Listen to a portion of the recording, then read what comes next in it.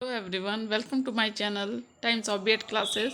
यहाँ पर हम लोग सी टेट के 2021 के 6 से 8 तक के पेपर की हिंदी सॉल्व करेंगे। हिंदी में पैसेज हम देखेंगे किस तरह का पैसेज आता है। ये पैसेज 1 है। लैंग्वेज 1 में 2 पैसेज है और लैंग्वेज 2 में भी 2 ही पैसेज आता है, लेकिन ये लैंग्वेज 1 का पैसेज है। तो हिंदी का मैंने पेपर लिया है। पैसेज देखिए किस तरह का है। प्रकृति ने स्वच्छ हवा मुक्त हस्त से हमें लुटाई है। जल और पवन को हम दिव्य शक्ति के रूप में पूजते हैं। धरनी को हम माँ कहते हैं, लेकिन विज्ञान के युग में पैर रखते ही मानव की जिज्ञासा बढ़ने लगी और भौतिकवाद ने पांव पसारे। उसने धरनी तो क्या आगम आकाश को लांघ और सागर की विशाल लहरों को चीर डाला। दूसरी ओर दुनिया की बढ़ती जनसंख्या के कारण औद्योगिकीकरण, नगरीकरण और उत्पादन में वृद्धि की होड़ में प्रकृति का छेदन भेदन करता चला गया। आप यहाँ बोर हो रहे होंगे, लेकिन नहीं, पैसेज को एक सीक्वेंस में बहुत ही तेज़ी से एक दृष्टि से पढ़ना होता है और साथ में जो क्वेश्चन हैं उनको भी 2-3 लाइन पढ़ने के बाद आप उसको क्वेश्चन जो आए हुए हैं उसको ज़रूर पढ़ के देखिए। हम क्वेश्चन पढ़ते हैं, क्वेश्चन किस तरह का आया हुआ है। जल्दी से एक बार क्वेश्चन देख लेंगे। दिव्य शक्ति के रूप में हम किसे पूजते हैं? याद रखिए, दिव्य शक्ति के रूप में गद्यांश से ज्ञात होता है कि मानव की जिज्ञासा बढ़ाने का कारण है। एक वृक्ष के 10 पुत्र के समान मानने की बात किस वाक्य में सटीक है? अनुच्छेदों से ज्ञात होता है कि प्रकृति ने स्वच्छ क्या किया है? वन धरनी के जीते जागते स्वर्ग हैं। प्रदर्शन के आधार पर अनुच्छेद की प्रभावशाली वाक्य संरचना की पुष्टि कीजिए। जिज्ञासा शब्द का अर्थ क्या है? अनुच्छेद के अनुसार प्रकृति का संतुलन बनाए रखना आवश्यक है ताकि धरनी सृष्टि का आधार है। इस वाक्य में निहित शब्द का विलोम शब्द क्या है? इस तरह के क्वेश्चन आए हुए हैं और फिर जल्दी से हम अपने पैसेज में जाते हैं। अब क्वेश्चन समझ में आ गया होगा क्वेश्चन क्या आया है, और जल्दी से एक सरसरी दृष्टि से हम पैसेज को पढ़ते हैं। प्रकृति ने स्वच्छ हवा मुक्त हस्त से हमें लुटाई है। जल और पवन को हम दिव्य शक्ति के रूप में पूजते हैं। धरनी को हम माँ कहते हैं, लेकिन विज्ञान के युग में पैर रखते ही मानव की जिज्ञासा बढ़ने लगी और भौतिकवाद ने पांव पसारे। उसने धरनी तो क्या आगम आकाश को लांघ और सागर की विशाल लहरों को चीर डाला। दूसरी ओर दुनिया की बढ़ती जनसंख्या के कारण औद्योगिकीकरण, नगरीकरण और उत्पादन में वृद्धि की होड़ में प्रकृति का छेदन भेदन करता चला गया। परिणाम स्वरूप प्रकृति का संतुलन इतनी तेजी से बिगड़ा कि आने वाली पीढ़ियों के लिए यह संकट बन गया। आज हमारे पास ना तो पीने को स्वच्छ जल है और ना सांस लेने को शुद्ध हवा, जबकि संपूर्ण जीव जगत के लिए जल जीवन है। वायु उसका प्राण तत्व है। धरनी इस सृष्टि का आधार है। सृष्टि के अस्तित्व की रक्षा के लिए इन सब में हम संतुलन को बनाए रखना आवश्यक है। उक्त विषम स्थिति में हमारी रक्षा का एक उपाय है वन संरक्षण। वन हमारे मित्र हैं और रक्षक भी। वे हमें प्राण वायु देते हैं और जल भी। अतः वृक्ष जीवनदाता हैं। इसीलिए हमारे यहाँ तुलसी, आंवला, आम, पीपल, वट आदि वृक्ष को पूजनीय माना गया है। एक वृक्ष 10 पुत्रों के समान मानने की बात सर्वदा सत्य है। वन धरनी के जीते जागते स्वर्ग हैं।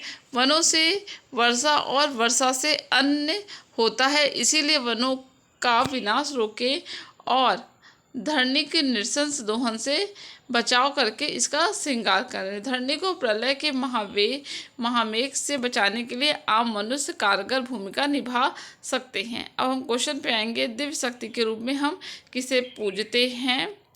तो अब आप देखेंगे पैसेज में जाके क्या है। आंसर है जल पवन। देखिए पैसेज में कहाँ दिया हुआ है। यहाँ पे देखिए ये लाइन दी हुई है कि जल और पवन को हम दिव्य शक्ति के रूप में पूजते हैं। नेक्स्ट क्वेश्चन की तरफ चलते हैं। गद्यांश से ज्ञात होता है कि मानव की जिज्ञासा बढ़ने का कारण क्या है? ऑप्शन देखिए दिया है। अधिक उत्पादन की लालसा नहीं, भौतिकतावाद का पांव पसारना। ये पूरा सब लाइन टू लाइन इसमें दी गई है पैसेज में।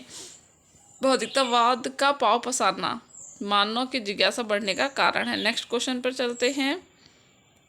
क्वेश्चन है यहाँ पर, एक वृक्ष 10 पुत्रों के समान मानने की बात किस वाक्य में सटीक है? पहला है धरणी की नृशंस दोहन करना, नहीं। वन संरक्षण द्वारा धरणी को प्रलय के महावेग से बचाया जा सकता है। अब इसका देखिए पैसेज में कहाँ पर दिया गया, ये ऑप्शन सही है। ये पैसेज में कहाँ पर दिया गया इसको देखते हैं।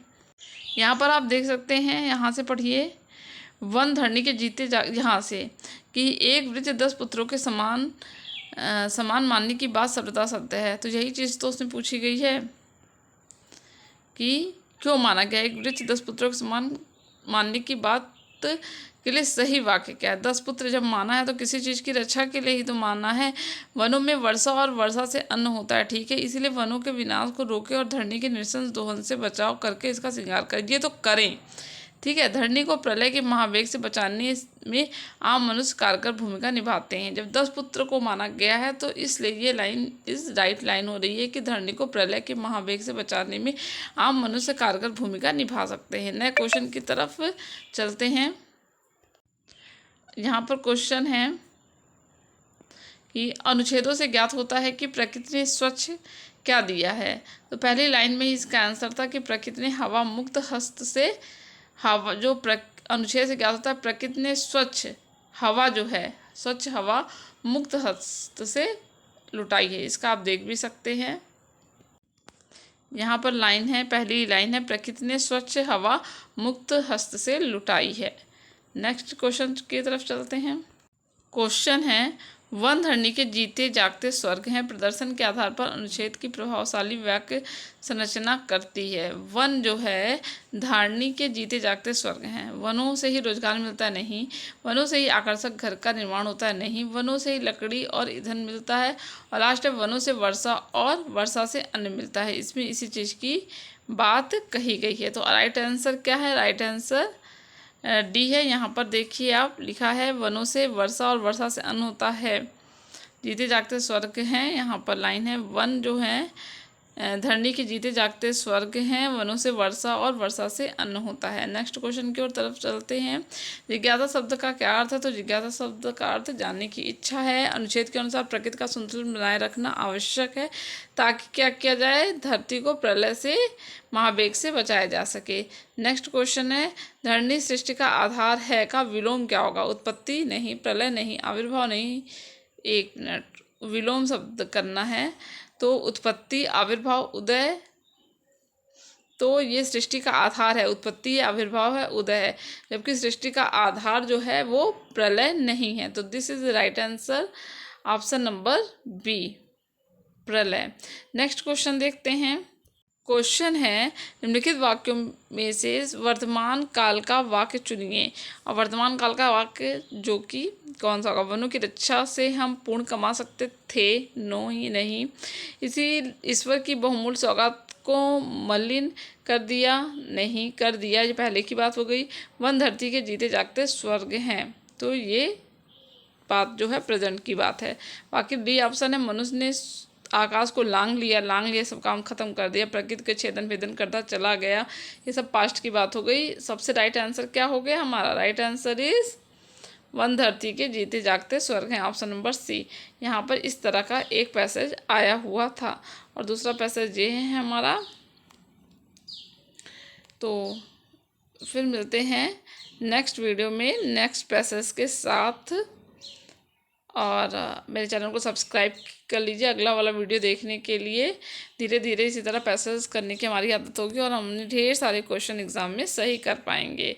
तब तक के लिए धन्यवाद, मिलते हैं नेक्स्ट वीडियो में।